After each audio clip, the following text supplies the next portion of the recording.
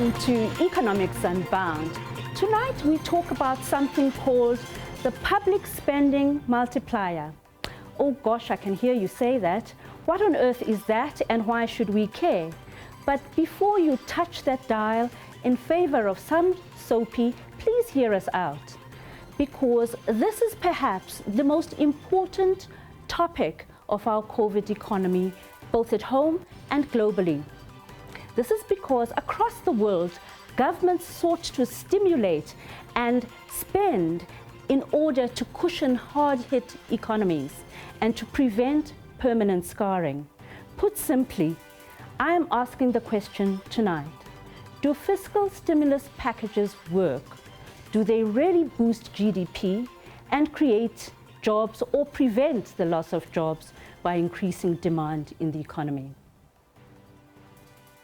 In a statement, the Minister of Finance took a swipe at the side of the argument, i.e. Keynesian economists, by implying his opponents have overestimated the multiplier effects of fiscal stimulus and that these effects are small and do not seep into the economy fast enough or effectively enough to promote growth. So, Tans, did Minister Tito Mboweni not imply that the public spending multiplier was nil, naught, nix, mahala, so stimulus is useless? Is it so?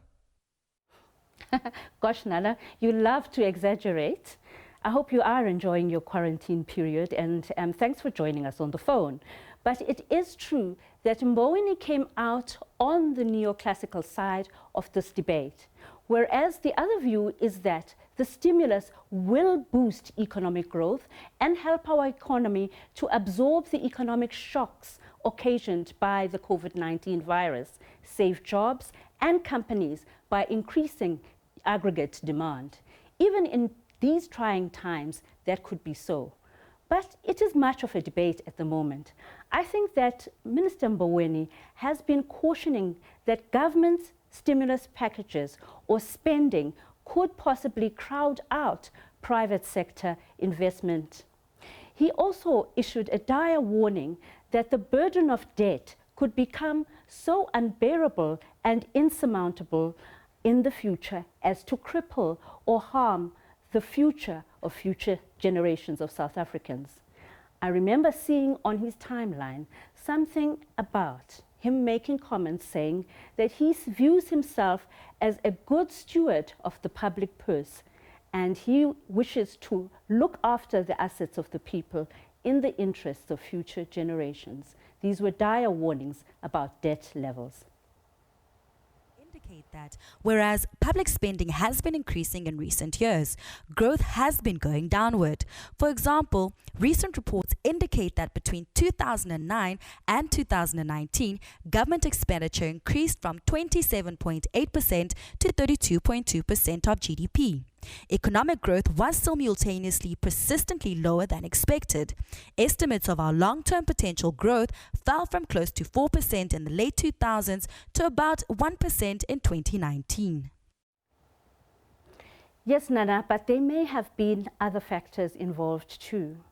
And when we later speak to economists and listen to the IMF's chief economist, we will be able to be in a position to better tease out all the issues involved in more detail.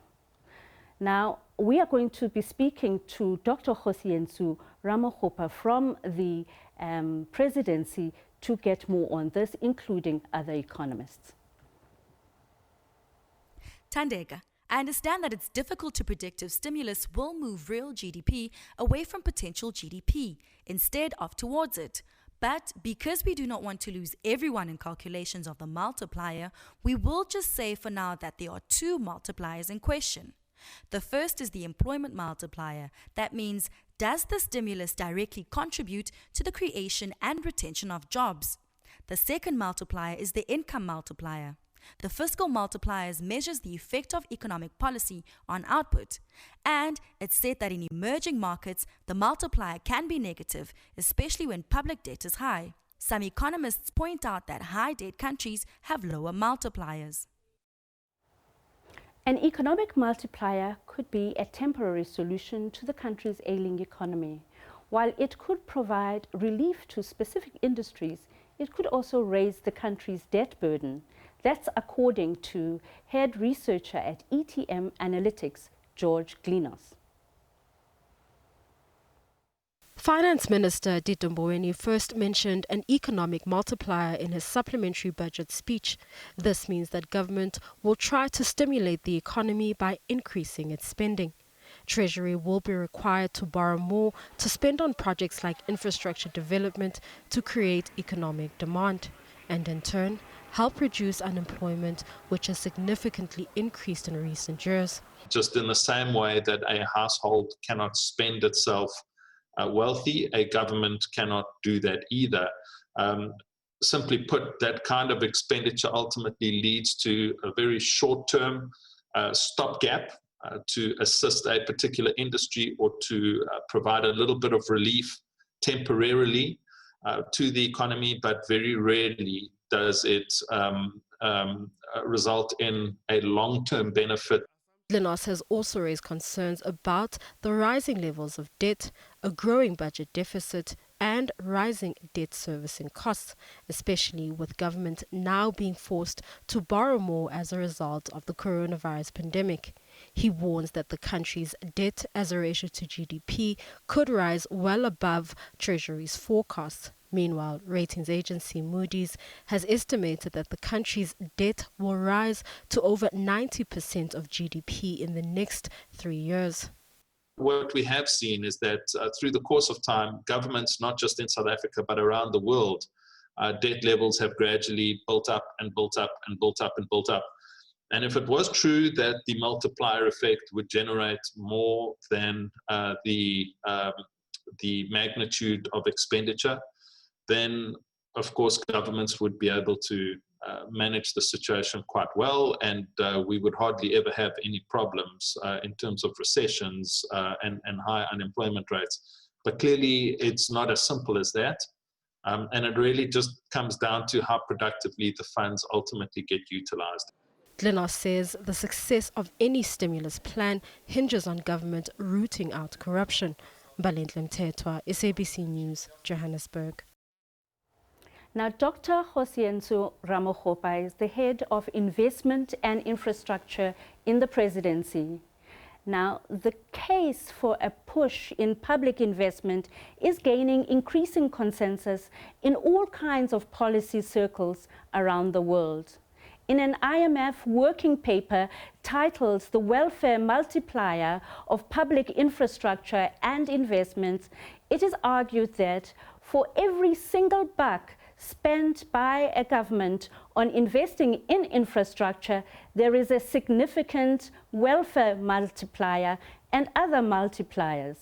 The ANC came out with a position paper on South Africa's economic response to COVID-19, and one of the main assertions in the ANC paper is that we go the route of public spending on infrastructure. Dr. Ramokgopa joins us now to discuss further. Good evening, Dr. Ramokgopa. Good evening, Tamara, and good evening to the viewers of SABC Economics Unbound. Thanks for joining us. You've been listening in and you've possibly been participating in some of the debates around the public spending multiplier. Where do you fall on the debate? Which side of it do you fall on? Well, Tamara, I'm of the opinion that infrastructure investments have a powerful multiplier effect. I mean, they enhance accessibility and facilitate trade. They improve mobility, they generate greater employment opportunities, and also have a potential to boost the overall economic productivity. It's also a function of the sectors that you choose to invest in. I mean, if you look at the work that we have been doing with the private sector here, just to bring the conversation back home and surface some of the real work that we have been doing over the past 6 months, we have first identified what we call the network industries. So that's water, energy, transportation, and ICT infrastructure. We know that those have got the potential to open up the economy, open new corridors, and they are able to allow for municipalities to bring new innovations in relation to land-based financing mechanisms. And those incomes, returns are invested back into those localities. but also they give you an opportunity depending on the quality of the investment. So one is the sector, two is the quality of the investment. They give you an opportunity that on the back of those investments, you are in a position to localize. As you localize, you broaden the manufacturing base. As you do that, you then are able to absorb the supply side, create employment, increase the disposable income, broaden the flow of disposable income, and people are able to spend the money back into the economy. And that's how we think you can be able to grow the economy. So I'm of the opinion that they've got a proven and superior multiplier effect. But like I said, it's a function of the sector that you are choosing, and it's also the quality of those investments that you are making. So you minimize leakage, you eliminate any kind of patronage network, you ensure that you are able to localize on the back of that. You bring on board the DFIs to ensure that the participation is democratized. By that I mean is broadened to ensure that even those who didn't have the means to participate, especially the financial means, are able to be accommodated in an expanding economy. And now, okay. Now, Doctor, in most economies, it is public sector investment that pulls in and leads private sector investment. Why do you think the other side of this debate expresses the fear that public sector spending could crowd out private sector investment? Well, I take a different view, and I also want to use a practical example. So in the course of the journey that we have traveled, we went to the Sustainable Infrastructure Development Symposium. We have confirmed that the private sector now is going to be investing money to the tune of 340 billion. How is that possible in certain sectors? Is that the state has then determined areas of investment, and local authorities working with provincial authorities. They've been able to provide appropriate zoning in those areas and then provided bulk infrastructure, enough capacity for water, energy, open up the roads to and accommodate increased mobility, the amount of traffic that will be generated as a result of those investments. So the point I'm making is that it's not a binary question. I think they must work in tandem. So what the public sector must do through the policy instruments and issues around the spatial frameworks, they're able to provide appropriate zoning, provide the bulk, and allow for private sector to come and install their assets so that they can get the necessary returns that they are required. So I am of the opinion that they must work in tandem, and they are complementary, but it's a function of the degree to which there's some social compacting and the need to ensure that the interests are aligned. But I'm of the view that the state must always take the lead.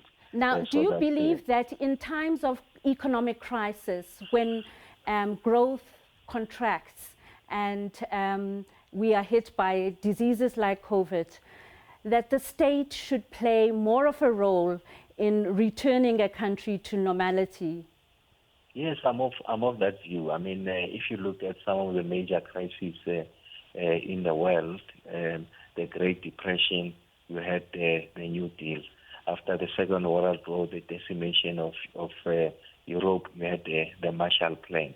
Yes. And then when you had the 2008 economic meltdown, what did countries do? They resorted to austerity. They resorted to bailing out some of the big banks because they said they were too big to fail. What was the outcome? It was increased and more pronounced inequality. So we are at this stage, so we can't repeat, if you like, the failures of 2008 by failing to take advantage rather of a crisis. I think there's an opportunity in every crisis. And if you look, like I said, the New Deal, Roosevelt, you look at the Marshall Plan, you look at the crisis of OPEC, the contraction in the economy at the time, I think there were opportunities to reinvest money into the economy. You look at mainland Europe now, the kind of bailouts led by some of right-leaning governments in the world. You look at the kind of injection that the U.S. is bringing into the economy, the Eurozone. So I'm saying that what COVID has done has appended what was essentially the fundamental thrust of neoliberal economic policies, to say that now we're almost going back to Keynesian models. That is, the state must take the lead, the state must give direction, because we've gotten to a stage that it's almost like an existential question. So the state can't fold its arms. It must use both the fiscal and monetary policy to ensure that indeed we're able to lead the recovery effort. And hopefully on the back of that, private sector will come to play. But I think the state must take the lead. And if you look at many parts of the world, that's what is happening. Yeah. And I think it's also helped by the work that has been done by PKT and Science in their critique of income inequality, wealth distribution, and the role of the state in that. So I think they've provided an alternative economic theory away from the ideas of unfettered capitalism, that the state has got an important and central role to play. But for the state to do that, it must possess the necessary capacity to discharge and prosecute that responsibility. Thank you for joining us, Dr. Ramokgopa from the Presidency. Thank you very much. Now we are joined by the co-director of the Institute of Economic Justice at the University of Witwatersrand, Dr. Gillard Isaacs, and we will be asking whether government spending is able to grow the economy, and to the extent that it could lower debt to GDP ratios. What do you think, Gillard? Thanks for joining us. Evening, thanks very much. I think this is a highly contested and complicated area of economic theory and empirics. I think that the first most important thing to say is that the situation really matters, both in the context in which you're in and whether you're talking about increasing spending or decreasing spending. So what do I mean by that? In the South African context, there's actually two different arguments going on. The one is a more medium-term argument, which is to say, in the medium term, what is the impact of government spending on economic growth? Yes. The other argument is to say, in the more short term, what is the impact of government cutting back going to be, or the impact of government failing to spend in this crisis moment? Now, the first one of the medium term is more complicated, and I'll return to it in a second. The second one on the short term is relatively simple and clear-cut. Yeah. That failure to spend to save the economy now is not the same as the complexities of spending to try and grow the economy later. And if we fail to implement in the short term the type of economic rescue measures which we need, then it is undoubtedly clear that we could arrive in a year's time with a much smaller and a much weaker economy. Yes, in fact, so I was listening, Gillard, to the chief economist of the IMF. Now, the IMF has been asking member governments to actually spend at the beginning of the crisis and to spend again to re-stimulate at the recovery phase and to keep spending until COVID is in the rear view mirror. And the chief economist was saying, she was basically saying, if we fail to spend enough now, it could lead to severe economic collapse, even permanent economic scarring. What is your view? Have we spent enough to absorb or to cushion this economy from the dire effects of COVID? Absolutely not. And there's really three sort of key mechanisms that are being used worldwide, and we've sort of used them. The first is in wage support, which is like our temporary, it is TERS, the temporary employment recovery scheme. And that scheme is significantly underfunded, and it is due to end soon. So only at best about a quarter of businesses needing it have accessed it. The other is in social grants or in distributions. Like in the US, we have seen that there is checks sent to everybody. And whilst we've seen increases in social grants and the new COVID-19 grant, these have been too little, too late, and very ineffectively implemented. The third, exactly. The third is in business rescue measures, loans, various grants. And once again, those schemes have been late, ineffective, or in many industries, very, very small. So we've absolutely failed to spend sufficiently. In simple terms that most viewers can understand, you are saying that the stimulus package as a quantum was insufficient. You're also saying that it wasn't accurately targeted.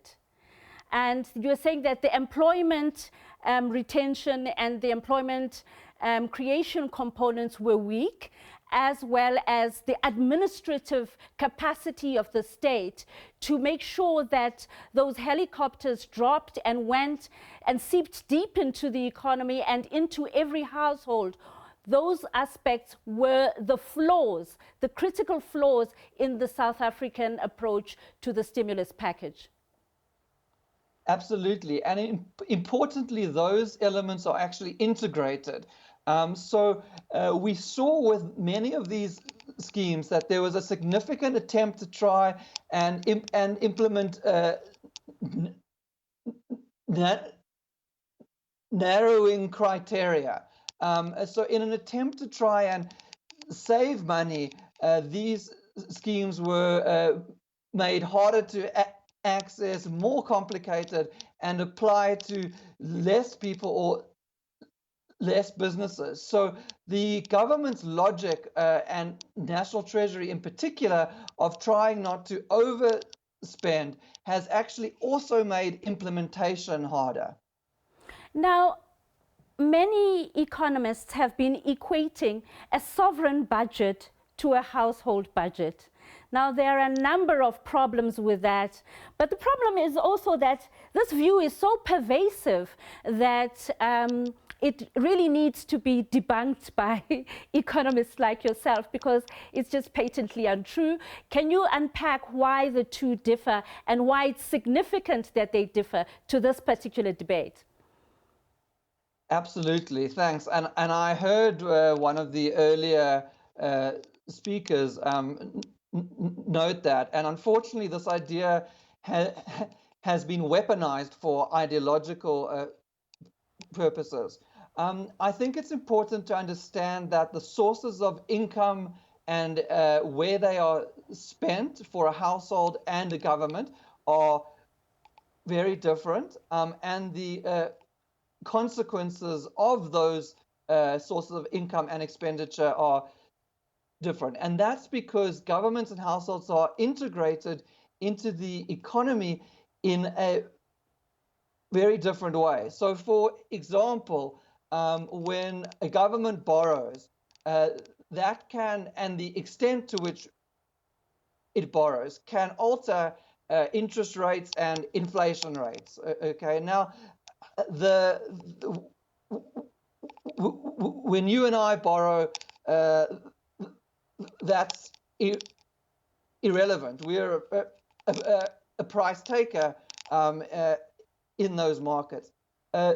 Similarly, when governments spend, it has a dynamic impact on their on the economy, but also on their own balance sheet. Yes. So if a government spends, that money expands the economy.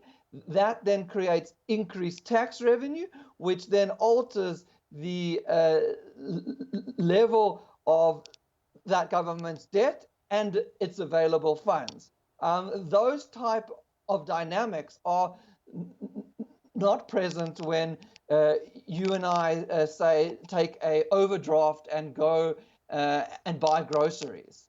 Yes, that's very significant. Now, I saw an article that you wrote. It was a reproduction of an article that you had written elsewhere, but it was reproduced by the Citizen newspaper. And in it, you rigorously argue against the position of Treasury, where they say that the multiplier of government spending may be mistakenly overstated.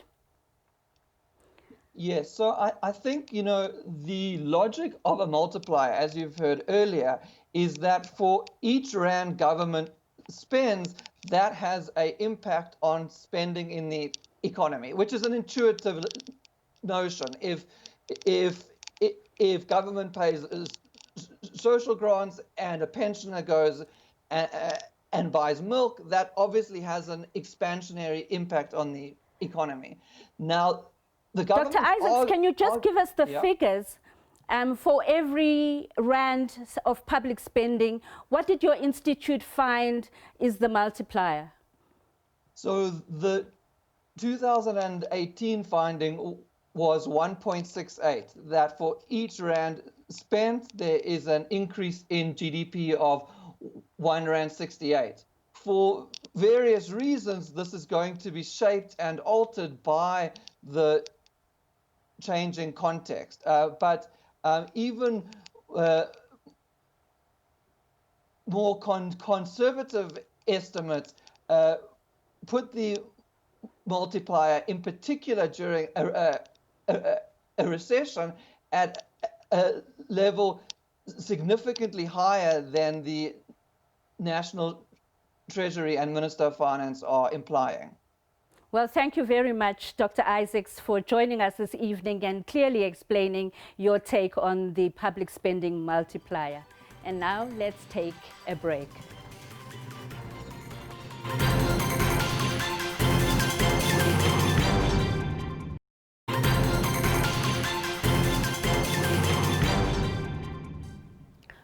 Welcome back. The International Monetary Fund's chief economist, Geeta Gopinath, is in favor of stimulating economies. As she says, this has already shown positive contributions to output and is reducing permanent economic scarring caused by COVID-19. Gopinath is a Harvard Associate Professor, and we dipped into a press conference that she addressed recently. The gathering was convened by the IMF. In this clip, she affirms the policy of public spending during crisis and the potential multiplier effects of increased state funding throughout the world. Welcome everyone to this update of the World Economic Outlook. The COVID-19 pandemic pushed economies into a great lockdown that saved lives, but also triggered the worst recession since the Great Depression.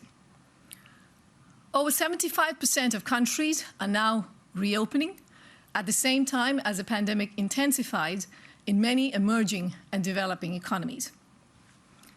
Several countries have started to recover.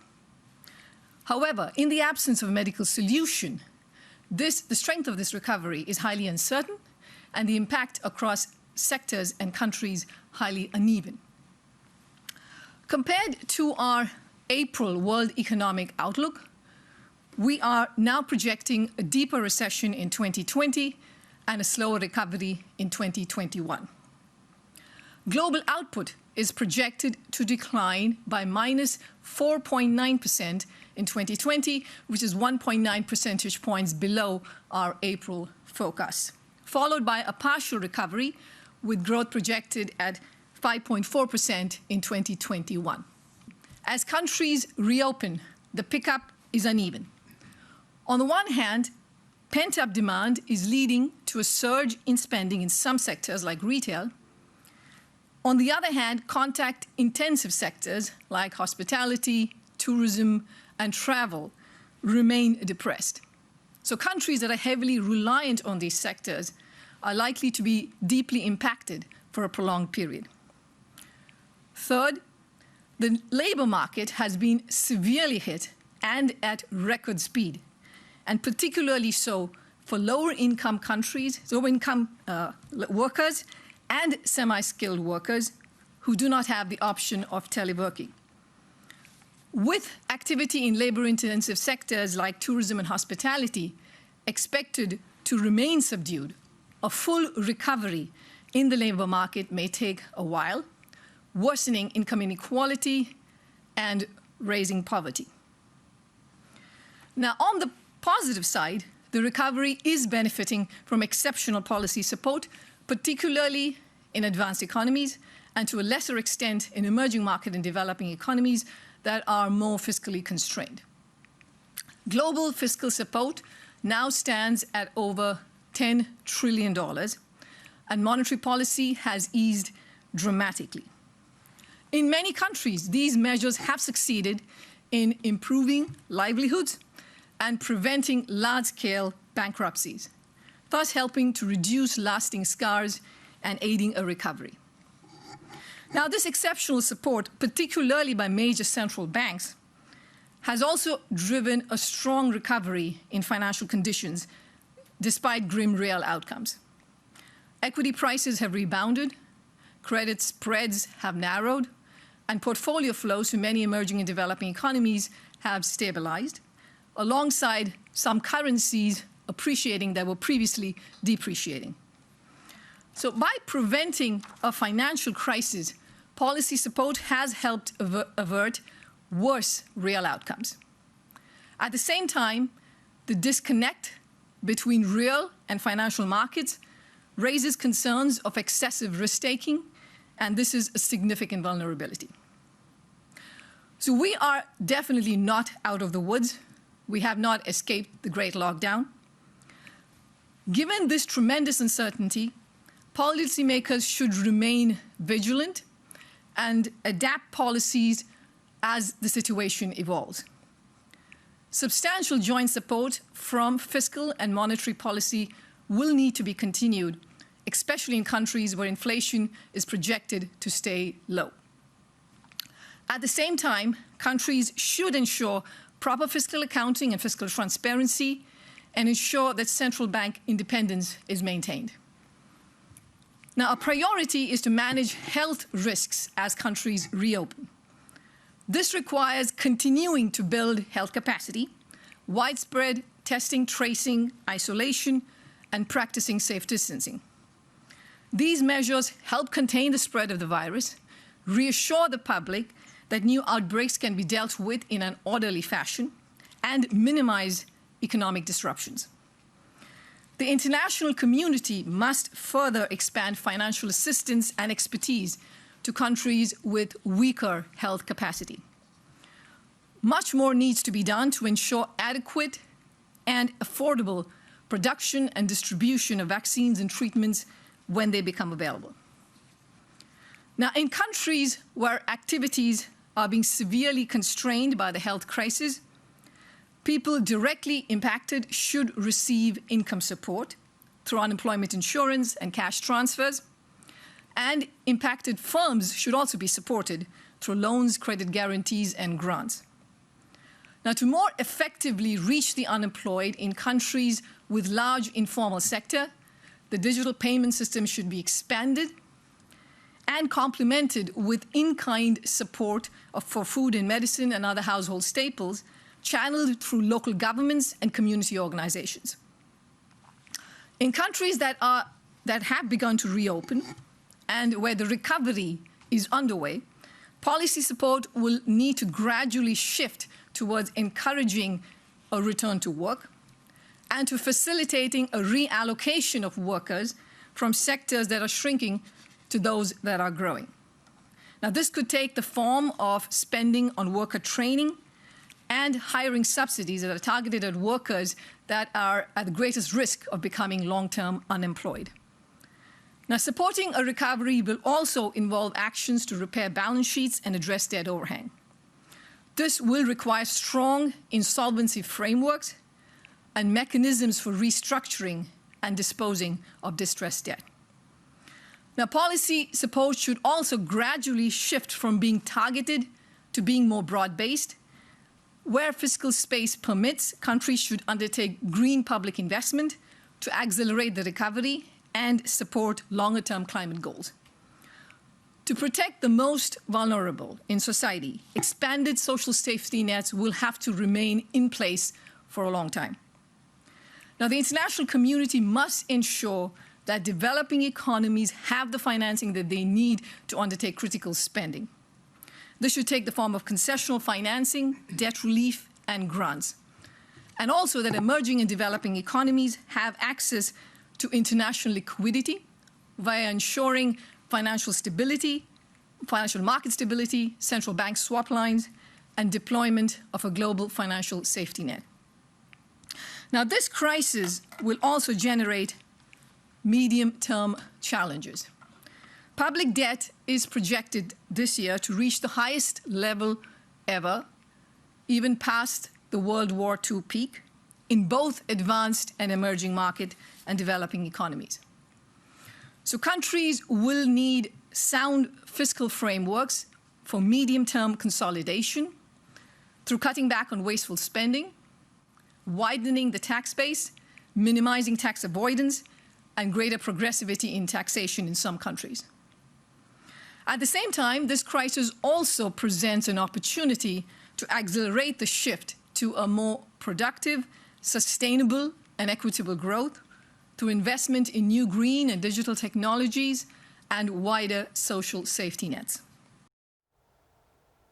Now, the National Treasury says that the 70 billion loan from the International Monetary Fund will allow the government to provide relief where it is needed. In a statement, it says the money is meant to help the country mitigate the social and economic impact of COVID-19. For more, we are joined on the line by Alex Mashilo of the SACP. Good evening and welcome, Alex. Good evening to you and the viewers. If the multiplier is overstated, why are we borrowing to aid state funding? State spending, rather. There is no agreement in South Africa on the borrowing, and many sections of society are very critical about the borrowing, given the impact it could have on our democratic national sovereignty, which includes monetary policy sovereignty. So that is the decision taken by the government and, of course, those sections of our society that support government. What we have seen that support that decision, what we have seen in the past years is that government has been following what it calls fiscal consolidation.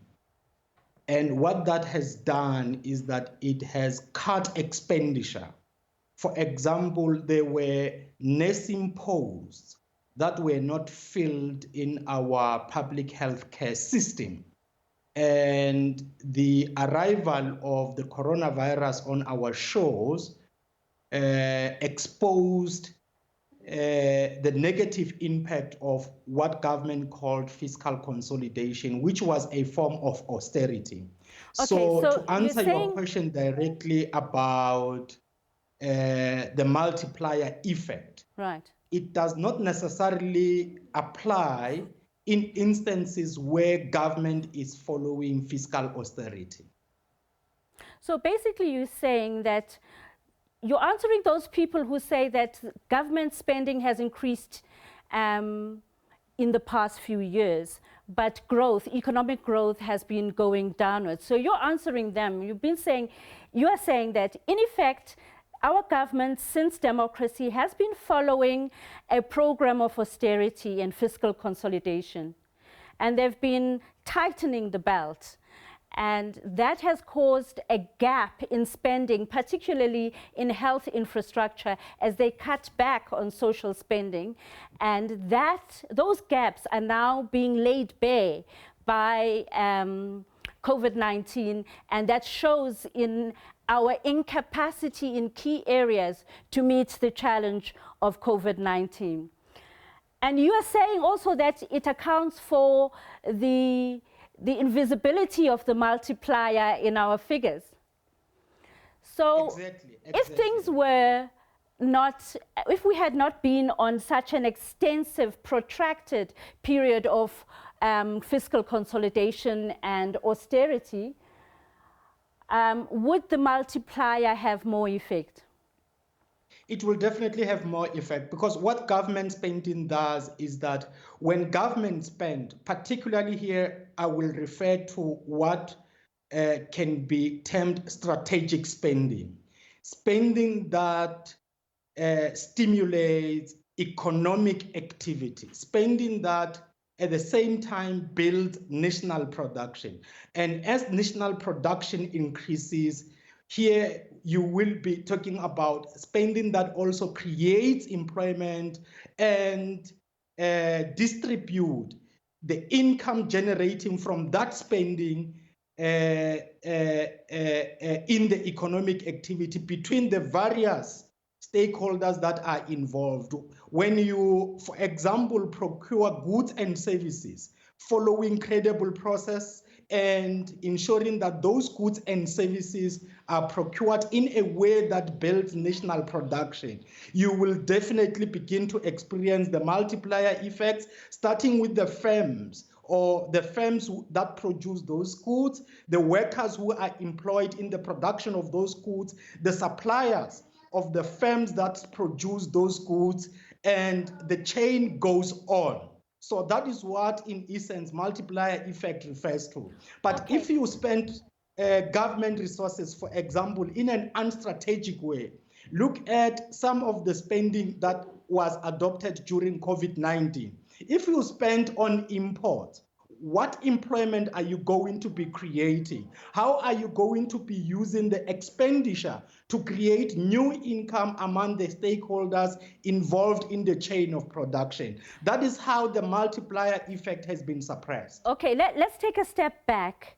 Can you explain, for my sake and the viewer's sake, the distinction between the output multiplier and the employment multiplier of government spending? Look, government spending is different from household spending. If directed in a strategic way, it is able to increase output in the economy, because that strategic spending boosts production. And in order to carry out production, firms need to employ workers. That is one way in which the mechanism functions. And you are not talking about workers here. Production is organized in value chains, and those value chains comprise supplier firms and so forth. And the network of the stakeholders involved in the economic production increases with government spending, provided that government spending is directed strategically. So you begin to have, in fact, that involves a link between the input and the output, because Yes, you so cannot in have other one words, without the other. In other words, the employment multiplier follows or is led by the output multiplier. Exactly. Well, And thank you leads to very it. So much there is a dialectical link between the two. Indeed. Thank you so much for joining us this evening and for explaining to us the multiplier effect. Thank you very much. Now let's take a short break.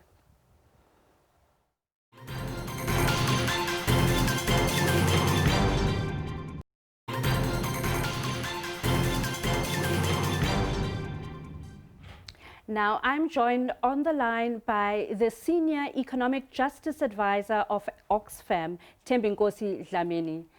Good evening, Thembinkosi. How are you? Good evening, Thandeka. Thanks for having us. Well, thanks for joining us. I've been at pains to convey just how important this topic is, even though it is rather technical. Now, why should the ordinary person care about the multiplier, in your view? Well, as a response to COVID, the question of the multiplier is very, very important to the extent that we are talking about a lot of companies that are now retrenched some workers, which means the employment numbers have significantly reduced. Some industries are not yet opened. So when we're talking about the multiplier, especially the employment multiplier, we are saying the government will use whatever funds that they are obtaining from the international financial institutions to invest in industries that are employment absorbing, which means they will create either new jobs or they go back to finance those industries that have laid off people so that they kickstart the economy again. I just thought that as citizens, we need to, in this time of crisis, bandy together and get our public representatives, the state, to act in our interests as a society and get as much bang for our buck as possible to shield us from the crisis and to create the conditions for the regeneration of this economy hereafter. Would you not think that that is the main reason why ordinary people should care about this public spending multiplier effect? Yes, certainly that's correct. One of the things that we should hasten to state is the issue of structural changes in the economy overall, meaning we are approaching a new normal and a new economic order. Whereby the things that used to happen in the past in the economy that we have known for many, many years and we have trusted, is no longer going to be the case because of the fourth, fifth, and sixth industrial revolution that we have just started as a result of COVID, which means where previously the teacher-pupil ratio was 1:35, 1:40, it might just go to 1:100 because now education will be in mixed mode in terms of face-to-face, plus also intermediation with technology. So it needs to be understood that this issue of economic restructuring and the multiplier, they go together because it says the government needs to be careful in terms of the policy choices that they make in terms of transitioning our economy towards that space where we will have an economy that is ready to operate in the 21st century, as it were, in conditions of artificial intelligence and the fourth industrial revolution. Now, I've found that the term the new normal is somewhat problematic because the past normal was hardly normal at all. Such levels of inequality that were pointed out by Oxfam every year in their report to the World Economic Forum indicate that the past was not normal at all. So as we go into the future, what do you think we need to leave behind? Yes, the inequality situation was always very bad in the past. And if we do not approach this new normal in a well-considered and well-thought-out way, it will tend to increase or reinforce the already existing inequalities, such that the owners of capital, the people who own the firms, the factories, the industries, the banks, and the like, are going to be richer and they will accumulate more wealth because clearly they are soon finding out that it is more efficient and more cheaper to replace people with technology, to replace people with machines. So now, if we are talking about the way that we should use this multiplier, indeed is to look carefully and say, what are we going to do in order to invest in projects that will maximize the number of jobs, but also looking more specifically at the social wage in terms of are people having enough to eat every day, are people properly housed, are people having a good standard of healthcare and a good standard of education, public transportation system, and all of those things that improve the living standards of the ordinary people. Well, Even on that as people note will be of moving. the welfare multiplier, we have to say thank you to Temingosi Dlamini, who joined us from Oxfam this evening. Please join us again next week as Nana and I discuss vaccines as a public good. Good night. Khonantini mawethu.